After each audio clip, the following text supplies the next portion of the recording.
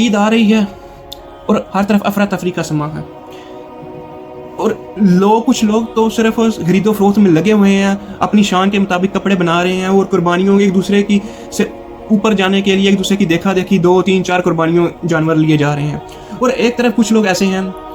جو صرف اس آس میں بیٹھے ہوں گے کہ ہمارے تک کیسے پہنچے گا ان کا گوشت۔ قربانی والے لوگوں کو وہ دیکھ رہے ہیں کیونکہ وہ نہ تو کچھ لے سکتے ہیں،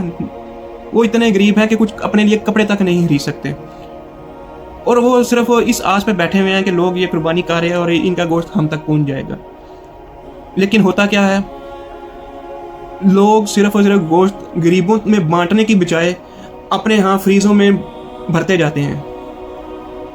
اور جس کا حق ہے محتاج کا اس تک وہ گوشت پہنچتا ہی نہیں ہے، اس کی قربانی اس تک پہنچتی نہیں ہے۔ اللہ تعالیٰ تو ارشاد فرماتا ہے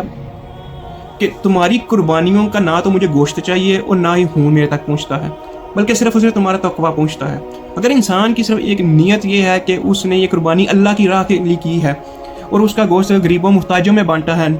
نہ کہ ان لوگوں میں جو پہلے سے قربانی کر رہے ہیں اور ایک دوسرے سے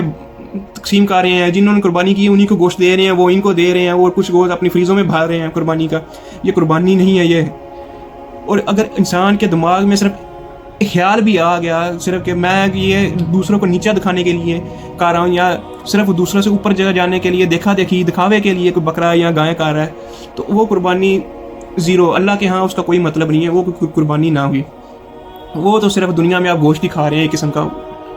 ایک شاعر کا بہت ہی خوبصورت کلام ہے، حج بھی کیتی جاندے ہو لہو بھی پیتی جاندے ہو، کھا کے مال یتیماں دا بھیج مسیتی جاندے ہو، چھری نہ پھیری نفس تے دمبے کیتی جاندے ہو،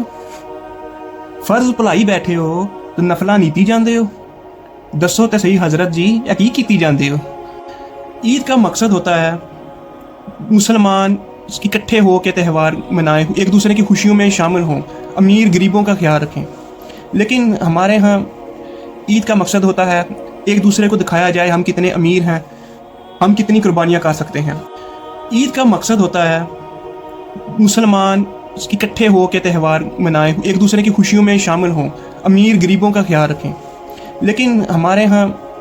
عید کا مقصد ہوتا ہے ایک دوسرے کو دکھایا جائے ہم کتنے امیر ہیں، ہم کتنی قربانیاں کر سکتے ہیں۔ اللہ تعالیٰ ہم سب کو ہدایت دے۔ قربانی کا مقصد صرف اور صرف تقویٰ اور نیتوں پر ہوتا ہے، اللہ تعالیٰ کو یہی پہنچتا ہے۔